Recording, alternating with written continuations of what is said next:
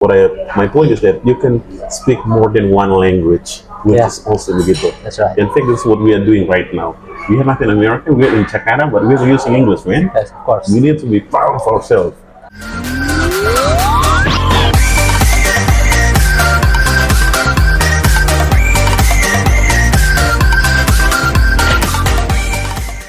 Selamat siang sahabat-sahabat edukasi sekalian. Kembali lagi di channel kita International Massive Education bersama saya Mithri Nathanael.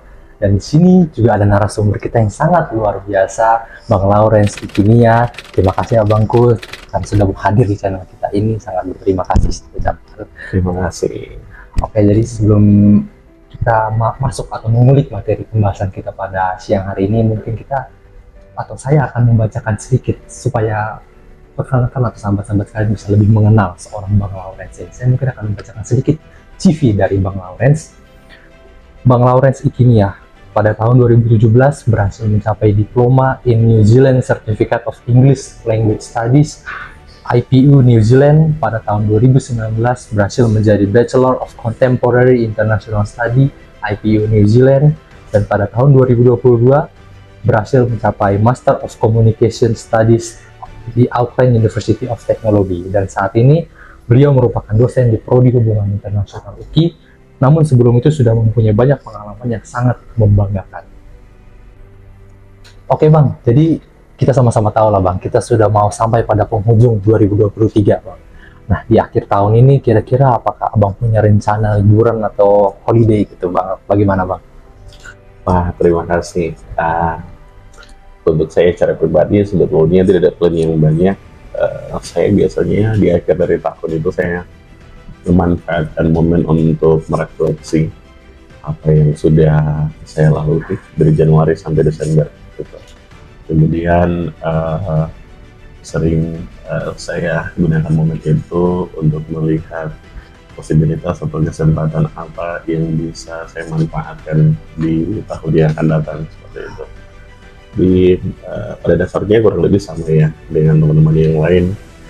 Yang pasti saya akan berkunjung ke teman-teman, tidak dengan keluarga, karena mayoritas keluarga saya di tanah Papua. Oke, jadi Bang Lawrence saya kira mungkin tidak memiliki persiapan untuk liburan, namun akan lebih banyak menghabiskan waktu untuk merefleksikan Bang, apa yang sudah Abang jalani selama 2023 ini, dan pada akhirnya Abang juga akan ingin mempersiapkan diri Abang untuk tahun yang akan datang.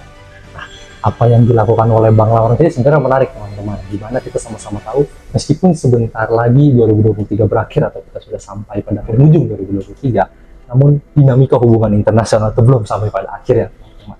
Masih banyak hal yang bisa kita pelajari dan masih banyak hal yang bisa kita kulik dalam hubungan internasional ini, dan pada siang hari ini pembahasan yang akan kita bicarakan adalah mengenai perpolitikan, terkhususnya di dalam sengketa Laut Cina Selatan, di mana dalam sengketa ini Bang, kita sama-sama tahu bahwa bukan cuma Cina yang bersengketa, namun juga negara-negara di ASEAN juga bersengketa nih Bang. Jadi pada akhirnya secara tidak langsung negara-negara di ASEAN yang tidak terlibat mungkin dalam sengketa Laut Cina Selatan ini juga ikut dalam masalah ini gitu Bang, sehingga sudah banyak dikaji atau sudah banyak dibahas oleh akademisi hubungan internasional, dan salah satu komunitas lah, istilahnya komunitas yang ikut serta dalam sengketa Laut Cina Selatan itu adalah disebut sebagai APSC atau ASEAN Political Security Community gitu Bang. Nah, kalau dari pandangan saya sendiri ini menjadi menarik untuk dibahas Bang, karena ASEAN Political Security ini sebuah konsep yang ingin menunjukkan komunitas dari masyarakat ASEAN yang fokus pada politik dan keamanan, serta bertujuan untuk menciptakan lingkungan atau kawasan yang damai, strategis, serta harmonis gitu Bang. Nah, dalam mengulik pembahasan kita pada siang hari ini mungkin ada beberapa pertanyaan yang ingin saya tanyakan kepada Abang. Yang pertama mungkin adalah, menurut Abang sendiri, apa yang menarik dari APSC ini melihat dinamikanya Bang di sengketa Laut Cina Selatan ini Bang? Baik, terima kasih.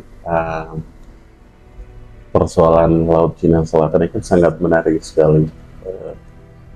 Sejak kalau kita flashback dari historinya itu saling klaim maintain Ya, betul Bang. antar negara-negara ASEAN, kemudian juga Tiongkok dalam hal ini Republik Rakyat Cina juga punya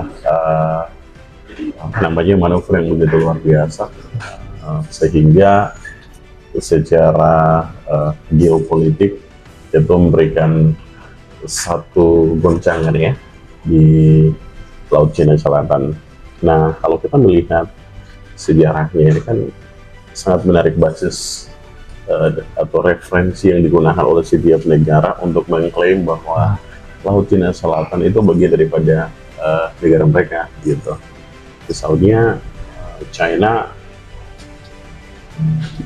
menggunakan klaim bahwa Laut Cina Selatan itu bagian integral dari China secara historis gitu. Kemudian negara-negara Asia Tenggara Asia Tenggara juga, misalnya Malaysia, Vietnam, terus ada Filipina dan yang lainnya, melihat karena eksistensi kerajaan-kerajaan pada waktu itu. Bahkan Indonesia juga kan ada narasi yang digaungkan kalau Laut Cina Selatan itu pernah menjadi teritorinya kerajaan misalnya Sriwijaya dan lain sebagainya. Nah, hal itu kan memberikan memberikan sesuatu yang tidak menghadirkan rasa nyaman untuk negara-negara ASEAN. Ya, setuju Bang. Kalau ada sesuatu yang tidak nyaman, artinya harus diselesaikan atau dibahas atau didiskusikan. Di bahasa yang digunakan dalam hubungan internasional, artinya harus didialogkan gitu, untuk membahasnya. Untuk berdialog itu harus ada forum yang bisa mengakomodir semua kepentingan, yang bisa memfasilitasi terjadinya dialog itu. Dalam hal ini ada ASEAN. Kemudian dari ASEAN, kalau kita melihat bahwa lahirnya misalnya ASEAN Political Security and Community itu kan dibentuk kalau tidak salah di Bangkok ya, di Thailand 2009, dan misinya sangat mulia untuk menciptakan damai, nyaman, kemudian harmonis di kawasan ASEAN. Kenapa hal itu penting? Karena ASEAN melihat kehadiran atau klaim yang digunakan oleh China untuk Laut Cina Selatan, bagi ASEAN itu sesuatu yang mengganggu gitu. Kenapa mengganggu? Ya karena alasannya masing-masing negara punya klaim bahwa itu bagian dari dia gitu. Oke Bang, jadi setelah tadi Abang menjelaskan mengenai menariknya APSC ini dan bagaimana dinamikanya sengketa di Laut Cina Selatan yang melibatkan 6 negara lah Bang. Karena menurut setahuku ada 6 negara Bang yang terlibat dalam sengketa Laut Cina Selatan itu, dan 4 diantaranya adalah negara-negara Asia Tenggara. Setahuku tuh Cina, Taiwan, lalu ada Filipina juga, Brunei, Vietnam, dan Malaysia gitu Bang, yang memperebutkan Laut Cina Selatan inilah, istilahnya saling klaim atau di Laut Cina Selatan ini. Nah, namun kalau dilihat Indonesia juga aktif nih Bang. Indonesia juga aktif ikut serta dalam sengketa Laut Cina Selatan itu. Mungkin terlepas dari perannya sebagai salah satu anggota ASEAN, kira-kira menurut Abang apa yang membuat Indonesia akhirnya mau ikut serta? Ada sesuatu apa yang mengaitkan Indonesia bisa ikut serta dalam sengketa Laut Cina Selatan itu Bang? Nah ini pertanyaan yang sangat menarik ini. Saya melihat keterlibatan Indonesia itu yang pertama memang dari sejarahnya, sejarah pembentukan ASEAN. Indonesia menjadi salah satu negara yang menginisiasikan atau yang turut merumuskan dalam proses membentuk ASEAN. Nah, jadi Indonesia punya tanggung jawab ketika ada masalah yang memberikan dampak negatif kepada negara-negara ASEAN. Di titik itu Indonesia harus memainkan perannya, misalnya sebagai mediator atau sebagai leading country, akhirnya yang bisa menciptakan atau menghadirkan rasa damai itu di antara negara-negara ASEAN. Itu pertama. Terus yang kedua, kenapa itu penting? Kenapa penting Indonesia terlibat di dalam kasus case Laut Cina Selatan? Karena kita harus ingat bahwa Indonesia punya teritori yang juga langsung berhadapan dengan Laut Cina Selatan, yaitu Kepulauan Natuna. Dan kita harus ingat, Kepulauan Natuna itu salah satu wilayah perairan yang sangat kaya dari misalnya sumber daya alam yang ada di laut. Itu memang luar biasa, dari ikannya, tumbuh-tumbuhan lautnya, belum yang lain-lain itu.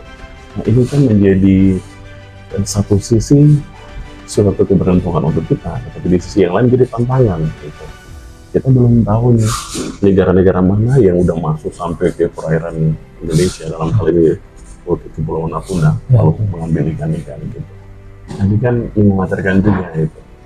Jadi di titik itu Indonesia harus bisa memainkan perannya supaya dia bisa menjadi a leading country yang bisa memimpin negara-negara ASEAN yang lain dalam menghadirkan satu dialog dalam hal ini untuk menciptakan apa namanya itu defense and security the community di ASEAN itu penting sekali, dan itu dimainkan oleh Indonesia.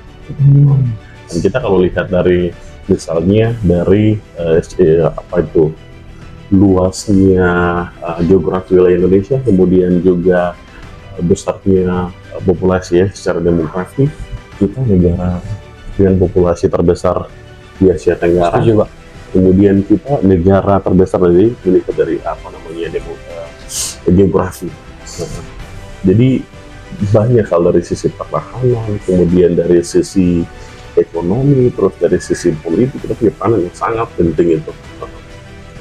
Berarti mungkin itulah teman-teman seperti dijelaskan dari Bang Lawrence bahwa meskipun tadi awalnya ada yang secara official lah istilahnya Bang, 6 negara yang terlibat dalam sengketa Laut Cina Selatan, namun Indonesia sebenarnya pun juga bisa bermain atau ikut serta dalam, atau istilahnya juga ikut dalam penyelesaian sengketa Laut Cina Selatan, betul Bang ya. Jadi kalau Abang jelaskan tadi bagaimana besarnya Indonesia dan bagaimana potensi Indonesia bisa berpengaruh di sengketa Laut Cina Selatan tadi itu, kita bisa sama-sama melihat bahwa meskipun Indonesia tidak terlibat langsung, namun APC atau Asian Political Security Community ini Indonesia yang memainkan perannya.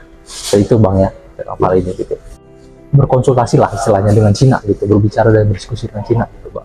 Nah mungkin pertanyaan saya adalah bagaimana pandangan Abang terhadap Declaration of Conduct ini Bang? Apakah itu efektif dalam mengakomodasi kebijakan di Laut Cina Selatan gitu Bang? Karena yang dari aku baca-baca Bang ya, Declaration of Conduct ini mengundang pro kontra Bang di kalangan peneliti, karena ada yang setuju, ada yang menganggap bahwa ini efektif, tapi ada juga yang menganggap tidak efektif gitu Bang, karena itu cuma sebagai pembatas moral bagi negara-negara yang bersengketa di Laut Cina Selatan. Bagaimana pandangan Abang terhadap Declaration of Conduct ini Bang?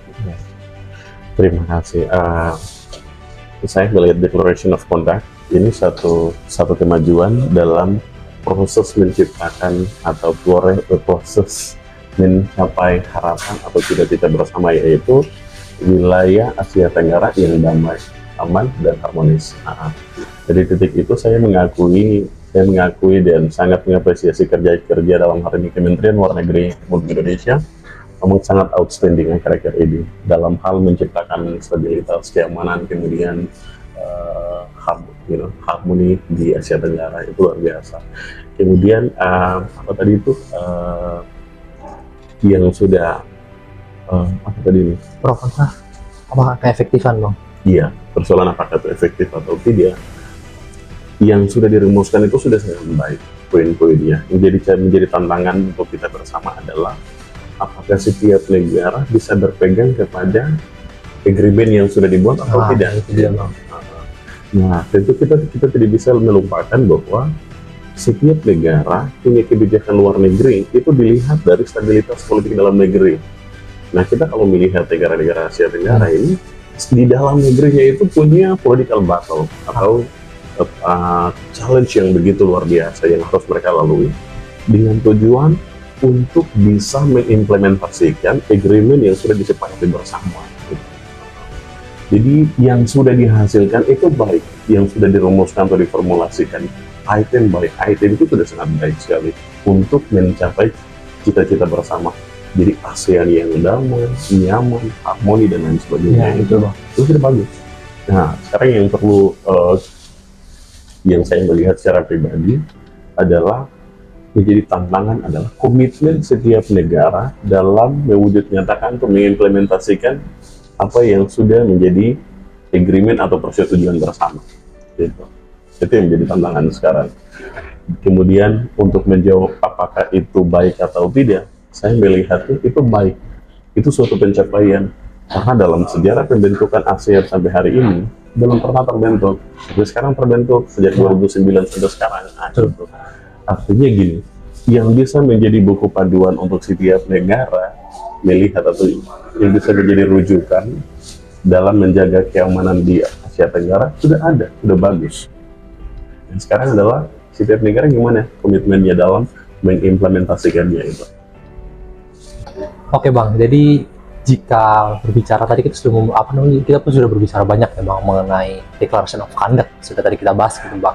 Nah sekarang mungkin pembahasannya akan lebih fokus pada kita melihat fakta di lapangan Bang. Aku pun tadi kalau bisa dibilang kemarin-kemarin lah, aku membaca berita tentang Filipina dan Cina yang konfliknya tereskalasi Bang, di mana Filipina atau kapal-kapal Filipina, kapal-kapal logistik Filipina yang ingin mengirim logistik ke Pulau Spratly lah. Waktu itu saya ingat aku ke Pulau Spratly itu dihadang oleh kapal-kapal atau garda pantai Cina, dihadang oleh garda pantai Cina, ditembakkan water cannon ke salah satu kapal lagi gitu Pak. Ya meskipun pada akhirnya kapal-kapal itu sampai ke tempat tujuan, namun di sini kita bisa melihat bahwa masih ada abstraksi dari kedaulatan di sekitar Laut Cina Selatan yang akhirnya menyebabkan konflik yang mungkin sudah berhasil dijaga, namun bisa tereskalasi karena belum ada hukum yang jelas yang mengatur itu Bang. Nah, mungkin pertanyaannya kaitannya dalam hal ini, melihat fakta yang terjadi di lapangan adalah mengapa APSC masih belum bisa memaksimalkan perannya dalam sengketa Laut Cina Selatan? Mengapa itu Bang? Baik, terima kasih. Saya akan coba menjawab pertanyaan ini dengan singkat. Jadi yang pertama yang perlu kita pahami adalah China dengan kehadirannya adanya militer angkatan laut di Laut Cina Selatan, sebetulnya damai itu bisa muncul atau bisa dihasilkan atau damai itu bisa diciptakan atau juga kemudian bisa dialami. Tapi yang menjadi tantangan pada saat ini adalah China itu tahu negara-negara di Asia Tenggara itu di belakangnya ada siapa, itu China tahu gitu ya. Terkait dengan Filipina misalnya, Filipina kita tahu bersama di belakang Filipina itu ada United States of America gitu. Kemudian tidak hanya Filipina, di Asia Tenggara misalnya Vietnam, kemudian Singapura. Jadi ketika China melakukan bagi mereka itu istilah mereka pakai penegakan hukum di wilayah teritori mereka, gitu. Itu hanya klaim saja soalan itu. Itu debatable ya, karena laut yang dilintasi oleh kapal-kapal Filipina itu laut yang secara hukum laut internasional itu belum didefine, bahwa laut itu menjadi bagian dari Filipina atau bagian dari punya negara-negara di sekitar Laut Cina Selatan. Itu kan belum. Jadi masih secara gamblang kan belum. Abstrak berarti. Masih abstrak.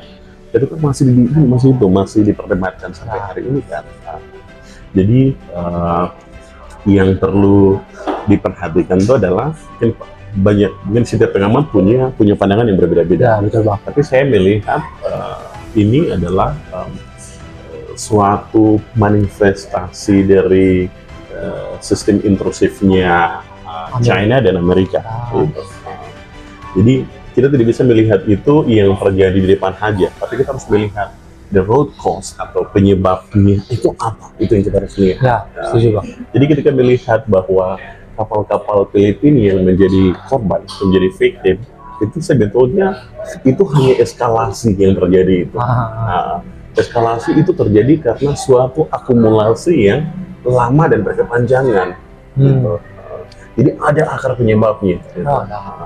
Apa yang harus kita ingat bahwa Asia Tenggara atau dalam hal ini Laut Cina Selatan ini kan menjadi the battle game.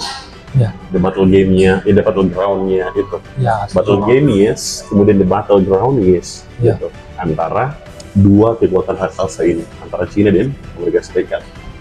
Dan kita lihat saja eksistensi Amerika di Asia Tenggara. Pertama Singapura, kedua Vietnam, ketiga di Filipina. Kemudian kita ingat bergeser ke arah selatan lagi di sana, mereka punya basis militer di Palau.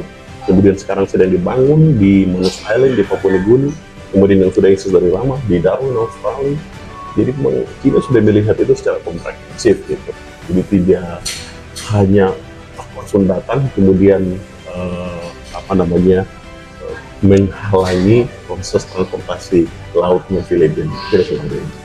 Ya, berarti kita tidak salah jika menyebut konflik di sengketa atau sengketa Laut Cina Selatan ini adalah the Battle of Titan ya. The Battle of Titan itu sepertinya bukan suatu hal yang dilebih-lebihkan karena memang faktanya seperti itu ya Bang yang terjadi di sengketa Laut Cina Selatan. Betul, betul. Dan itu memang kita tidak bisa menyelesaikan misalnya kalau katakan gini, China menunjukkan eksistensinya dengan wajah militer angkatan lautnya. Terus kemudian negara-negara Asia Tenggara yang lain juga melakukan hal yang sama. Itu tidak akan terjadi perdamaian itu. Untuk mencapai code of conduct dari misalnya komunitas keamanan perdamaian Asia Tenggara, maka kita harus ada dialog. Dialog is the only way to achieve the code of conduct that has been gitu, agreed together. Gitu. Jadi itu saya melihatnya Indonesia punya peranan yang sangat penting di titik itu. Bagaimana menciptakan ASEAN yang damai. Jadi eksistensi Indonesia bisa memainkan peran di titik itu. Gitu. Dan Indonesia punya banyak pengalaman kan. Ya, dalam hal ini misalnya Pak Jokowi kemarin pergi ketika konflik Rusia dan Ukraina, beliau presiden pertama yang pergi ketemu Presiden Zelensky dan Presiden Putin dan lain sebagainya itu. Luar biasa. Kemudian Ibu Retno, cara beliau memanuver di panggung politik internasional itu memang wah luar biasa itu. Itu bisa dimanfaatkan itu. Luar biasa. Tapi jadi pertanyaan adalah apakah Menteri Luar Negeri berikutnya tetap Ibu Retno atau siapa? Itu dia Bang. Kita masuk ke pertanyaan selanjutnya yang cukup menarik nih Bang, menurut saya, dan ya kita sama-sama tahu lah. Kita sudah sampai pada penghujung tahun, kita juga bentar lagi menyambut tahun politik Indonesia gitu Bang.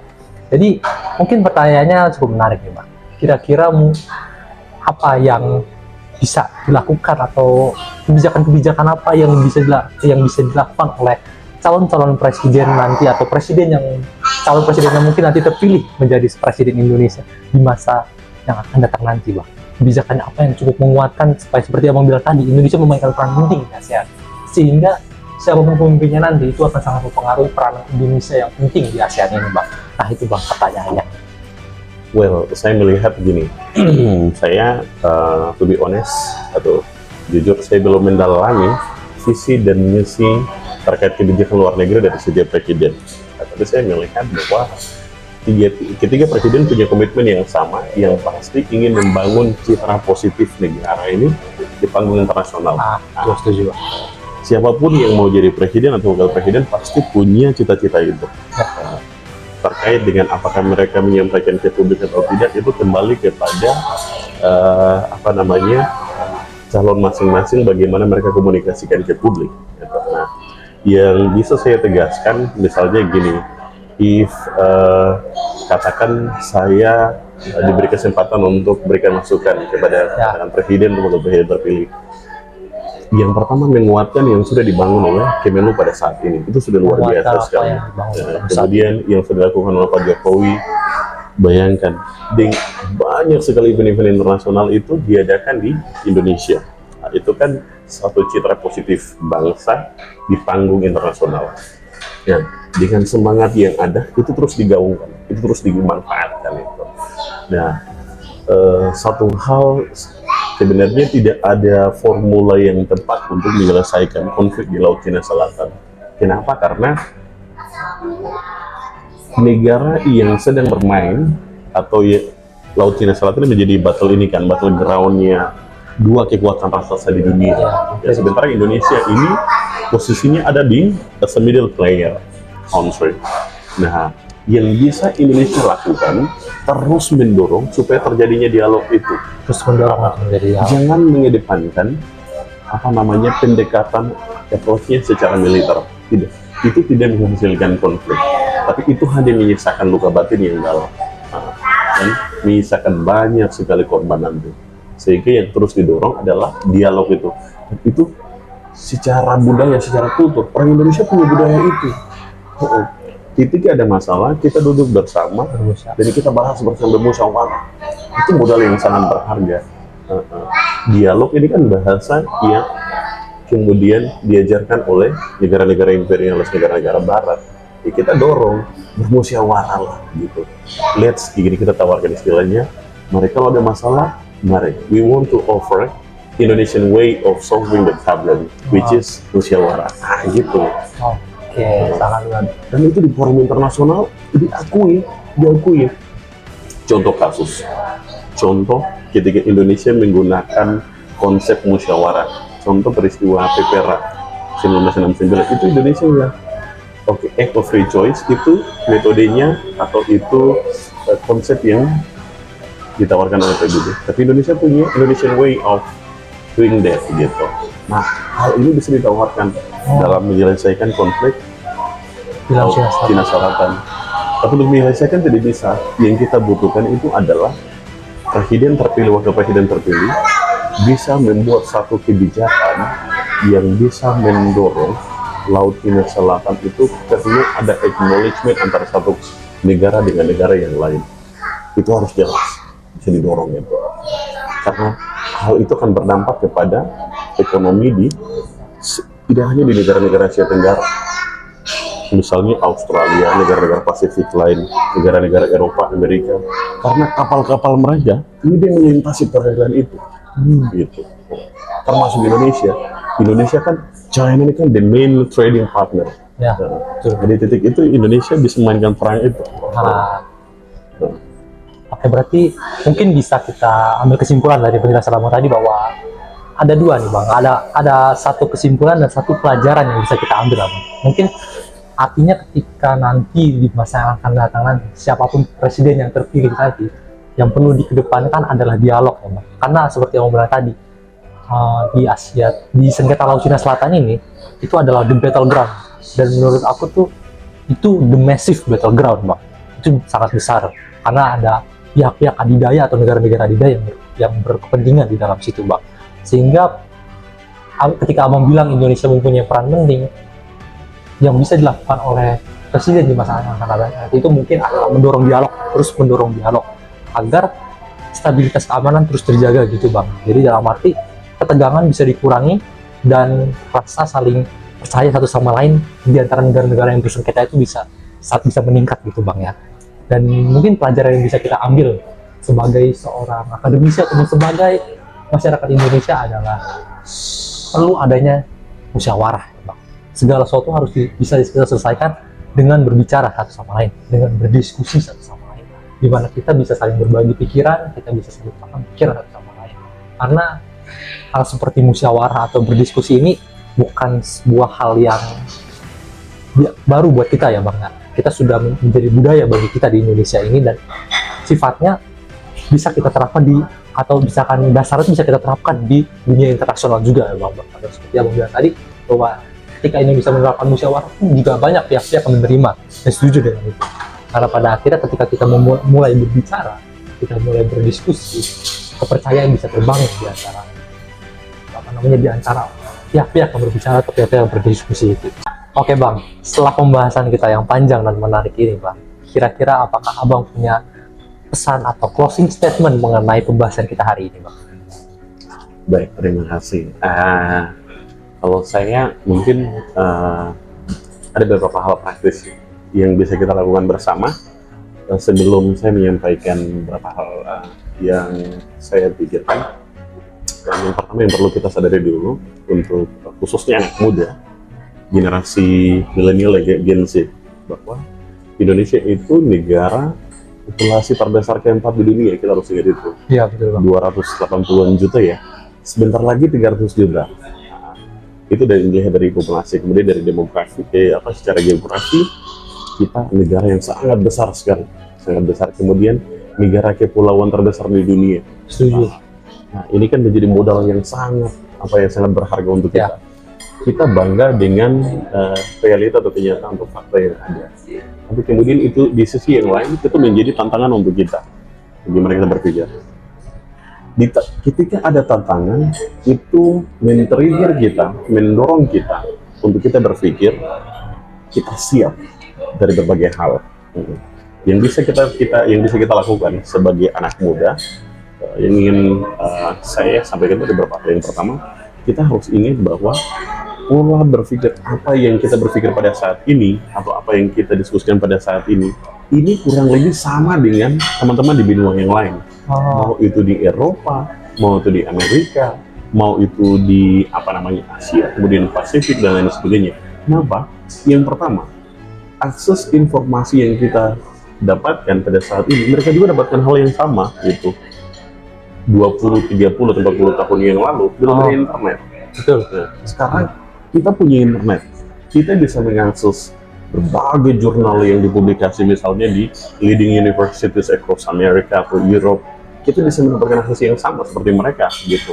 Nah, sekarang adalah challenge-nya bagaimana kita mempersiapkan diri, equip ourselves untuk melihat tantangan-tantangan ini gitu.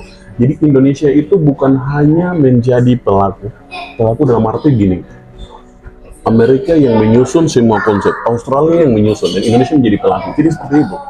Kita harus menantang balik ini situasi. Di anak muda Indonesia harus menjadi pemikirnya gitu. Kita yang memikirkan, kita yang rumuskan, kita yang nawarin gitu.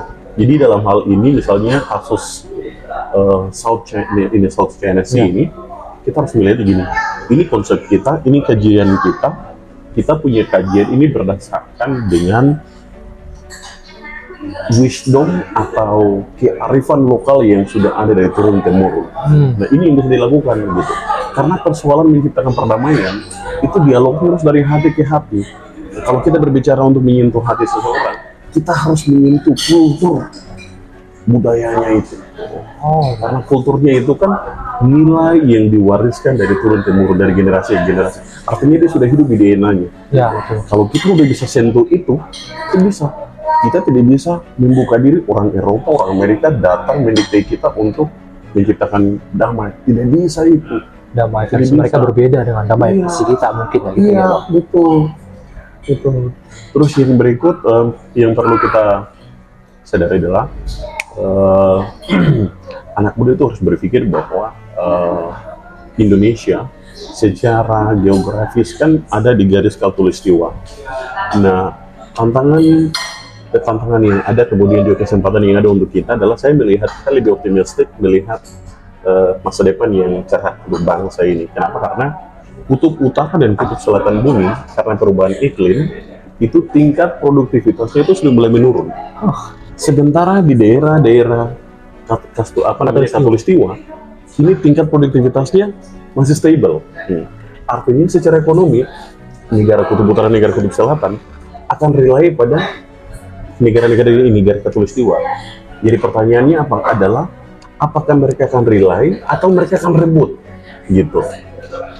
Makanya sebelum mereka rebut, kita harus menjadi player gitu. Yang pertama secara ekonomi kita harus bisa memberikan pola atau cara pattern yang bisa digunakan untuk sustain lama. Itu pertama. Yang kedua, secara defense militer, pemerintah kita itu bisa menginvestasikan sebanyak mungkin untuk pertahanan kita. Karena kita negara maritim yang sangat besar. Kalian bayangkan berapa kerugian yang dialami oleh Indonesia, misalnya di Selat Malaka. Itu salah satu selat yang tingkat pergerakan transportasi laut paling ramai di dunia. Sekarang pemerintah sudah maksimalkan itu atau tidak? Gitu. Ini kontribusi yang bisa diberikan misalnya dari perhitungan yang ada itu dari 5 sampai 10 billion US dollar. You just can imagine that gitu. Wow, sangat banyak. Itu Indonesia bisa sangat makmur itu kalau bisa dimaksimalkan itu. Kemudian yang berikutnya adalah yang bisa dipikirkan oleh lembaga-lembaga pendidikan adalah anak muda itu pola pikirnya perlu di-challenge. Berikan kebebasan kepada anak muda itu berpikir gitu. Berikan forum anak muda itu bisa berkolaborasi, bisa